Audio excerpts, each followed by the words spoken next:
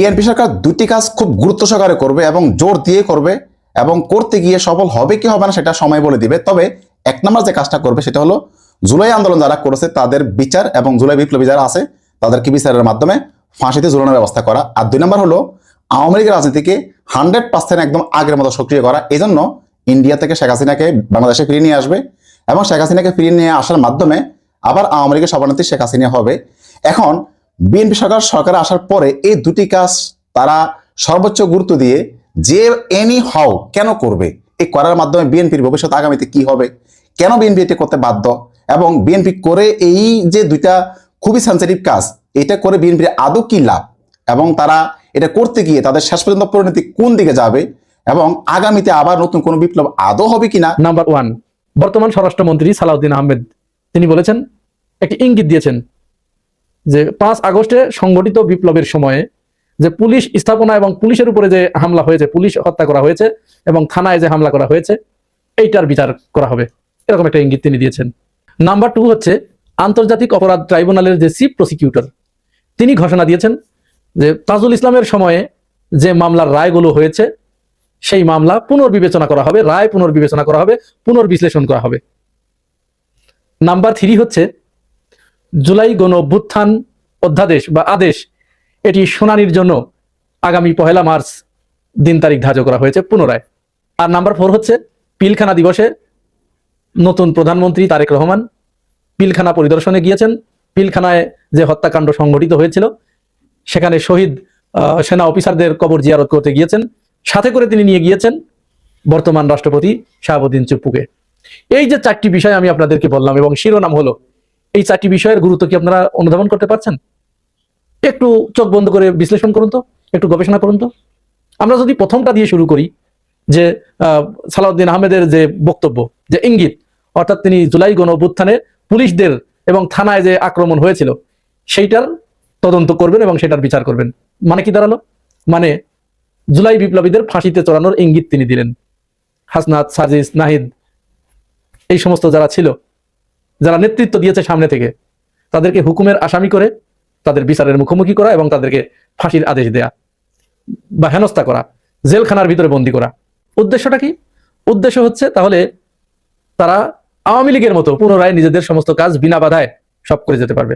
কারণ এই যারা জেনজি আছে এদের নিয়েই তাদের যত ভয়, এরা যাতে আর পুনরায় মাঠে না নামতে পারে সেইটার একটা বন্দোবস্ত করা। নাম্বার 2তে আমরা যদি যাই, তাহলে চিফ প্রসিকিউটর যে ঘোষণা দিলেন হাসিনার রায়ের পুনর্বিবেচনা করবেন, এর মানে কি? এর মানে হচ্ছে যে রায়টা হয়েছে ওই রায়কে আবার ঘষা মাজা করে, রাবার স্ট্যাম্প ব্যবহার করে ওটি মুছে দেওয়া হবে। মুছে দিয়ে হাসিনাকে হয়তো একটা লামসাম 2-1 বছরের জেল দিয়ে, তার যারা নেতাকর্মী আছে তাদেরকে 1-1 বছরের জেল দিয়ে, এবং যারা এই যে সেনাবাহিনীর যে অপরাধীগুলো আছে তাদেরকে বেকসুর খালাস দিয়ে আওয়ামী লীগকে পুনরায় বাংলাদেশে এনে তাদেরকে রাজনীতির সুবন্দোবস্ত করে দেয়া। আর নাম্বার 3তে যেটা ছিল গণভোট অধ্যাদেশ বাতিল চেয়ে যে হাইকোর্টে রিট করা হয়েছিল, আজকে এটি খারিজ না করে দিয়ে আগামী 1 মার্চ নতুন করে দিন তারিখ ধার্য করা হয়েছে। মানে কি? মানে পরিষ্কার, মানে এই 2 দিনের ভিতরে নতুন করে সলা পরামর্শ করে সিদ্ধান্ত গ্রহণ করে এই রায়কে বাতিল করে দেয়া, গণভোটের এই রায়কে বাতিল করে দেয়া। এটি আদালতের মাধ্যমে, বিএনপি নিজের ঘাড়ে না নিয়ে আদালতের মাধ্যমে এটিকে বাতিল করে দিল। বাতিল করলে কি হবে? বাতিল করলে তো সাথে সাথে তাহলে জুলাই গণ অভ্যুত্থান যারা সংগঠিত করেছিল, যারা নেতৃত্ব দিয়েছিল, তারা অপরাধী হয়ে যাবে, ক্রিমিনাল হয়ে যাবে। তাদেরকে ইচ্ছা মতো গ্রেপ্তার করা, তাদেরকে আইনের আওতায় এনে ফাঁসির কাস্টে ঝুলানো। এই 3টি কাজ কিন্তু মূলত ক্ষমতাকে পাকাপোক্ত করার জন্য এবং দীর্ঘমেয়াদী ক্ষমতার পথকে যারা বাধাগ্রস্ত করতে পারে তাদেরকে সাইজ করার জন্য, তাদেরকে মোকাবেলা করার জন্য করা হয়েছে। 4র্থ নম্বরটা আমি পরে আসছি। এই যে 3টি কাজ করা হলো সেইটা একটু বলে নেই। এই 3টি কাজ করার পরে মনে করেন বিএনপি সফল হয়ে গেল, আওয়ামী লীগকে তারা ফিরিয়ে আনতে চাচ্ছে, আওয়ামী লীগ ফিরিয়ে আসলো। এখন আওয়ামী লীগ ফিরে আসার পরে কি হবে বলুন তো? একটু সাধারণভাবে একটু চিন্তা করুন তো।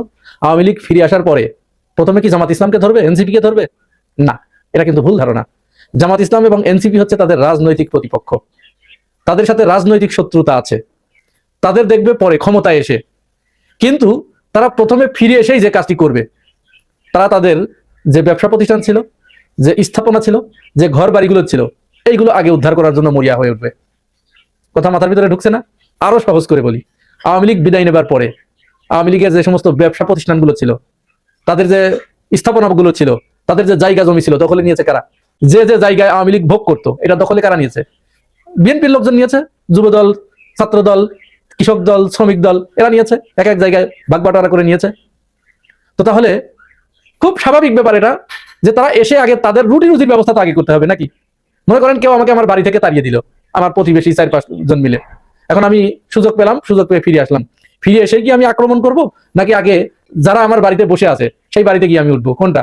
বাড়িতে গিয়ে যখন উঠবো তখন আমাকে বাধা দিতে আসবে, তখন সেখানে সংঘাত অনিবার্য হয়ে উঠবে। তো ঠিক এইরকম কাজটাই কিন্তু হবে।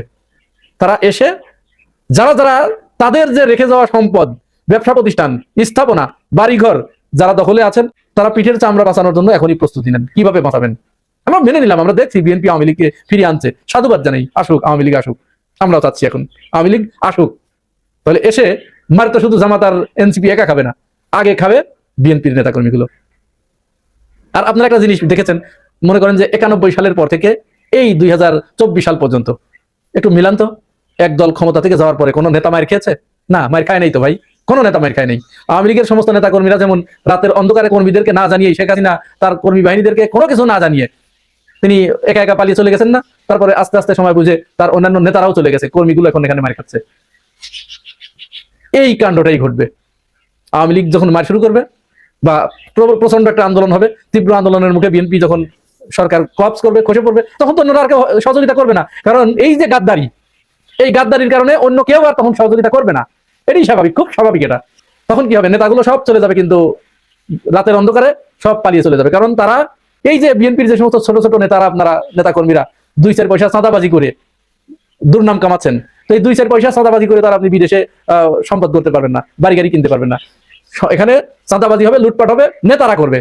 নেতারা এমন লুটপাট করবে যে তারা যদি বছরের পর বছর বেগমপাড়ায় গিয়ে থাকে, তারপরে কানাডা, অস্ট্রেলিয়া, এই সমস্ত দেশে যদি বছরের পর বছর থাকে, তাতেও তাদের কোনো অসুবিধা হবে না। কিন্তু আমার আপনার মতো যারা এই সুটকে পাতি নেতা আছি, তারা কিন্তু দেশ থেকে পালাতে পারবো না ভাই। যখন পারবো না তখন কি অবস্থা হবে এবার একটু চিন্তা করতে পেরেছেন? সবশেষে বলি যে বিএনপি তাহলে এই যে কাজগুলো কেন করছে? বিএনপি এই কাজগুলো করছে কারণ তারা ক্ষমতায় আসার আগে তাদেরকে এই প্রতিশ্রুতি দিতে হয়েছে।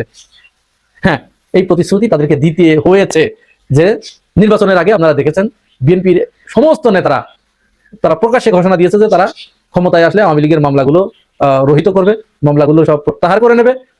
এই মর্মে রাতের অন্ধকারে তাদেরকে ডেকে এনে যে তোমরা আমাদেরকে ভোট দাও, তোমাদের দায়িত্ব আমরা নিচ্ছি। সেইটারই কিন্তু বহিঃপ্রকাশ ঘটলো আজকে নতুন চিফ প্রসিকিউটরের মুখে, এবং সেটাই হতে যাচ্ছে। তাহলে এটা তো তাদের নির্বাচনী অলিখিত প্রতিশ্রুতি, ওয়াদা। সেই ওয়াদা তাদের পালন করতে হবে না? এই ওয়াদাটা কোথায় করে এসেছে? এই ওয়াদাটা করে এসেছে অজিত দোভালের কাছে। অজিত দোভালকে ওই যে কাঁটাতারের বেড়ার ওপারের যিনি নিরাপত্তার দায়িত্বে আছেন তিনি। বিএনপি সরকার ক্ষমতায় আসার সাথে সাথে সে দেশের বাণিজ্য মন্ত্রী না এসে ব্যবসা বাণিজ্যের কথা তারা না পেরে সর্বপ্রথম তারা পেরেছে কি? এখানে নিরাপত্তার বিষয়টি তারা এখানে উপস্থাপন করেছে। তার মানে বুঝতে পারছেন? সুতরাং ওইখান থেকে যে ডক্ট্রিন আসছে, সেই ডক্ট্রিন অনুযায়ী এক একজনকে দায়িত্ব বন্টন করা হয়েছে, এবং তারাই শেখ হাসিনাকে ফিরিয়ে আনার এবং জুলাই যোদ্ধাদেরকে 24-এর গণঅভ্যুত্থানে অংশগ্রহণকারীদের সমূলে বিনাশ করার জন্য যা যা করা দরকার সেই প্ল্যান দিচ্ছে যে এই করো, আর ঠিক সেটাই করা হচ্ছে। অতএব সাধু সাবধান, পিঠের চামড়া কারোরই থাকছে না, আসছে আওয়ামী লীগ। সর্বশেষ যে ঘটনাটার নিন্দা জানিয়ে শেষ করব, পিলখানায় প্রধানমন্ত্রী তারেক রহমান তিনি শহীদদের কবর জিয়ারত করতে গেছেন, সেখানে যাকে নিয়ে গিয়েছেন তার হাত দিয়ে এই পিলখানা সংগঠিত হয়েছিল। সে ছিল আওয়ামী লীগের একনিষ্ঠ খাদেম। পিলখানার এই হত্যাকাণ্ডের রায়, বিচার, তদন্ত সবকিছু বাধাগ্রস্ত করার জন্য এমন কোনো প্রচেষ্টা নাই যা এই রাষ্ট্রপতি করে নেই। 24-এর কোনো আন্দোলন কিন্তু শুধু জামাত, শিবির বা এনসিপি করে নাই, বিএনপির অসংখ্য ত্যাগী নেতারাই করেছে এবং তার রেকর্ডও আছে। তো এখন এই বর্তমান বিএনপি সরকার যদি সে আওয়ামী লীগকে ফিরে নিয়ে আসে, রাজনৈতিক কারণে হোক, যে হোক যদি ফিরে নিয়ে আসে, তাহলে কিন্তু আওয়ামী লীগের ওই ক্ষোভটা কিন্তু শুধুমাত্র জামাত এনসিপির উপর না, বিএনপির এমন এমন মাঠ পর্যায়ের নেতাকর্মীর উপরে থাকবে, যারা ভুক্তভোগী কিন্তু মূলত বিএনপির তৃণমূল পর্যায়ের নেতাকর্মীরা হবে, যার খোঁজ খবর বিএনপির কেন্দ্রীয় নেতারা বা বড় বড় নেতারা কখনো রাখবেও না, তাদের প্রয়োজনও পড়বে না। কারণ সবসময় তো আমরা এটি দেখিয়ে আসতেছি, যখনই দলের কোনো নেতাদের উপর বিপদ আসে, তারা তো পালানোর রাস্তা রেখেই কিন্তু মানে দেশের মধ্যে আকাম কুকামগুলো করে, কিন্তু ভুক্তভোগী হয়ে হলো দলের মানে তৃণমূল পর্যায়ের যারা ছোটখাটো নেতাকর্মী আছে তারা। অতএব আপনাদের মানে বিএনপি, জামাত, এনসিপি সহ সবাইকে বলবো, বড় বড় নেতারা যদি অনেক আকাম করে, দয়া করে আপনারা মাঠ পর্যায়ে আগের মতো বিএনপির সাথে, এনসিপির সাথে এবং জামাতের সাথে ভাই ভাই হিসেবে থাকেন। অযথা মাঠ পর্যায়ে এই আপনার তৃণমূল পদে যারা আছেন তারা নেতাদের কথায় কান দিয়ে মানে পারস্পরিক যে একটা সম্পর্ক, সামাজিক সম্পর্ক, এটা নষ্ট করতে যাবেন না। আপনি এখন দলে আছেন, ক্ষমতা আছেন, আপনার ক্ষমতা আপনি যতটুকু দরকার আছে সেটা আপনি আপনার জায়গা মতো আপনি ব্যবহার করেন, কিন্তু ওইটা ব্যবহার করতে গিয়ে আপনার আশেপাশে যারা প্রতিবেশী আছে, ভাই আছে, এদের সাথে কখনো সম্পর্ক খারাপ করবেন না। কারণ বিএনপি এখন আপাতত, বিএনপি সরকার যা শুরু করছে, বলা যায় না আগামীতে কি ঘটে। এতে করে কিন্তু অন্তত আপনি যেন শেল্টার পান বা আশ্রয় পান, সেই স্পেসটা অন্তত আপনার প্রতিবেশী ভাইয়ের কাছে রাখবেন।